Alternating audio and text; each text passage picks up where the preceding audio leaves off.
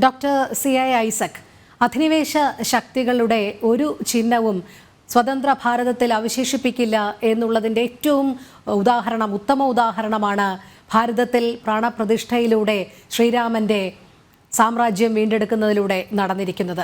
അത്തരത്തിൽ നമ്മൾ ചിന്തിക്കുകയാണെങ്കിൽ അധിനിവേശ ശക്തികൾ, വിദേശ ശക്തികളൊക്കെ ഭാരതത്തെ കൊള്ളയടിക്കുന്നതിന് വേണ്ടി മാത്രമായി ഇത്തരത്തിൽ തകർക്കപ്പെട്ട ക്ഷേത്രങ്ങളുടെയൊക്കെ ഒരു പുനരുദ്ധാരണം ഇനിയും മുൻപിലുണ്ട്. ഇത്തരം ഭാരതീയ പൈതൃകവും സംസ്കാരവും വിളിച്ചോതുന്ന നിരവധി പൈതൃകങ്ങളുടെ ഉത്തമ ഉദാഹരണങ്ങൾ അല്ലെങ്കിൽ മകുട ഉദാഹരണങ്ങൾ ഇനിയും ഉയർത്തെഴുന്നേൽക്കേണ്ടതുണ്ട്. അതുതന്നെയാണോ കേന്ദ്ര സർക്കാരിൽ നിന്ന് നമ്മൾ പ്രതീക്ഷിക്കേണ്ടത്? യാതൊരു സംശയമില്ല. കേന്ദ്ര സർക്കാരിൽ അത് മാത്രമല്ല, നമ്മുടെ ആത്മാഭിമാനം ആദർശം പറഞ്ഞ പോലെ ചരിത്രരേഖകളെ വളച്ചൊടിച്ചിട്ട് പുസ്തകത്തിൽ പഠിപ്പിക്കുന്ന ഭാരതീയന്റെ പരാജയത്തിന്റെ ചരിത്രം പിള്ളേരെ പഠിപ്പിക്കുന്നത്. 1-ാം ക്ലാസ് മുതൽ പഠിപ്പിക്കുന്നത് പരാജയത്തിന്റെ. മുഹമ്മദ് ഗോറി വന്നിട്ട് പൃഥ്വിരാജ് ചൗഹാനെ കൊന്നു, തടയിൻ യുദ്ധത്തിൽ ഇയാൾക്ക് എന്ത് സംഭവിച്ചു എന്ന് പഠിപ്പിക്കുന്നില്ല. അയാൾ തിരിച്ചു പോയി, കൊള്ളമുതലും കൊണ്ട് പോയി, ഗസ്നിബാദിൽ പോയി തലസ്ഥാനം മോടി പിടിപ്പിക്കാനായിട്ട്. വടക്ക് പടിഞ്ഞാറൻ പ്രവിശ്യയിലെ കാക്കോരി ട്രൈബാണ്, ജാട്ട് ട്രൈബാണ്. അവരവനെ കൊന്നു. അവനെ കൊന്നിട്ട് അവന്റെ മുഴുവൻ കൊണ്ടുപോയ മുഴുവൻ കൊള്ള വസ്തുക്കളും പിടിച്ചെടുത്തു. അപ്പൊ അതൊന്നും പഠിപ്പിക്കുന്നില്ല. ബ്രിട്ടീഷ് ഔറംഗസീബ് 50 വർഷം ഭരിച്ചു. 50 വർഷത്തിൽ ഒറ്റ രാത്രി പോലും അയാളെ സുഖത്തോടെ ഉറങ്ങാൻ സമ്മതിച്ചിട്ടില്ല. ജാട്ടുകള്, സറ്റാമീസ്, അതുപോലെ മറാഠികള് 25 വർഷം വടക്കേന്ത്യയിലായിരുന്നു. വടക്കേന്ത്യ ജാട്ടുകളും സറ്റാമീസുകളും അതുപോലുള്ള വർഗങ്ങളൊക്കെ അവരൊക്കെ ഈ കൃഷി പോലും ഉപേക്ഷിച്ചിട്ട് അവര് സദ്ദാമീസും പലരും ഗോത്രവർഗങ്ങളായി വനങ്ങളിലേക്ക് തന്നെ കടന്നു യുദ്ധം ചെയ്യാൻ വേണ്ടി.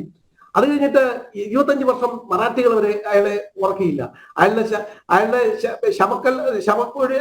ശവപ്പെട്ടിയുടെ അവസ്ഥാനത്തെയാണ് ഈ ഡെക്കാനിലാണ് അടിച്ചതെന്നാണ് പറയുന്നത്. അതുകൊണ്ട് മുഗൾ സാമ്രാജ്യത്തെ തകർക്കാനായിട്ട് നമുക്ക് സാധിച്ചു. ഒരിക്കലും ഹിന്ദു സമൂഹം ലേസി ആയിട്ട് ഉറങ്ങുകയായിരുന്നില്ല, അലസനായിരുന്നു എന്നുള്ള ചരിത്രമാണ് പഠിപ്പിക്കുന്നത്. ഞാൻ പറഞ്ഞില്ലേ, മുഹമ്മദ് ഗോറി വന്ന് 17 തവണ ആക്രമിച്ചു. 17 തവണ അയാളെ കീഴ്പ്പെടുത്തിയിട്ട് വെറുതെ വിടുക ചെയ്തു. 18ാമത്തെ തവണ പൃഥ്വിരാജ് ചൗഹാൻ തോറ്റു, അയാളെ കൊല്ലുക ചെയ്യുന്നത്. അവന്റെ മര്യാദയാണ്.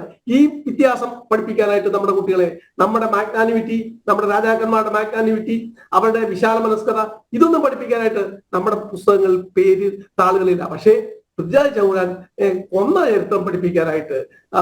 എന്നിട്ട് മുഹമ്മദ് ഗോറിക്ക് എന്ത് പറ്റിയെന്ന ഏതെങ്കിലും ഒരു വിദ്യാർത്ഥിയോട് ചോദിച്ചു നോക്കുക, മുഹമ്മദ് ഗോറിയുടെ അന്ത്യം എങ്ങനെയായിരുന്നു. അതുകൊണ്ടാണ് അദ്ദേഹത്തിന്റെ സ്ലേവ്, അടിമ ഇവിടെ രാജാവ് വഹിക്കേണ്ടത്. രാജാവ് മരിച്ചുപോയി, അടിമ അധികാരം ഏറ്റെടുത്തു.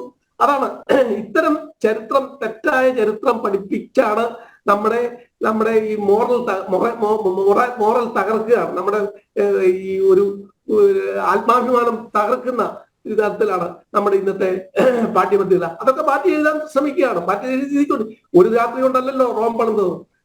താമസം എടുക്കും.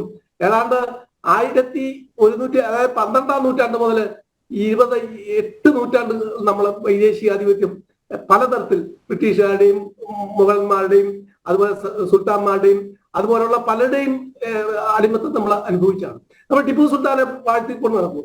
ആ മനുഷ്യനാണ് മലബാറിൽ വർഗീയ ലഹരി ഉണ്ടാക്കി വിത്ത് വിതച്ചത് എന്ന് പറയുന്നത്. അവൻ എന്ത് സംഭവിച്ചു എന്ന് നമുക്കൊന്നും അറിയത്തില്ല. നമ്മുടെ ഈ വൈക്കം പത്മനാഭമുള്ള അയാളുടെ കുതികാല് വെട്ടിയാ വിട്ടത്, അത് പഠിപ്പിക്കത്തില്ല. അത് പഠിപ്പിക്കാൻ നമ്മുടെ പുസ്തകത്തിൽ ആളുകളില്ല. അല്ലാതെ ടിപ്പു സുൽത്താൻ വന്നു മതേതരത്വം എന്നൊക്കെ പറഞ്ഞാൽ പഠിപ്പിക്കുന്നത്. ഇത്തരം തെറ്റായ കീഴ്വഴക്കങ്ങളാണ് നമ്മുടെ വിദ്യാഭ്യാസ രംഗത്ത്, യുവാക്കളെ വാർത്തെടുക്കുന്ന രംഗത്തൊക്കെ നടക്കുന്നത്.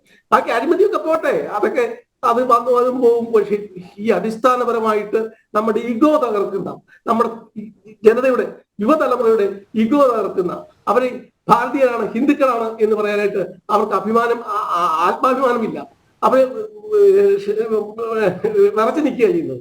അപ്പൊ അതൊക്കെ മാറ്റി എത്ര ചരിത്രങ്ങൾ നമ്മുടെ നമസ്കരിച്ചിരിക്കുന്നു. ആ ചരിത്രം ഒക്കെ മാറ്റി എഴുതണം.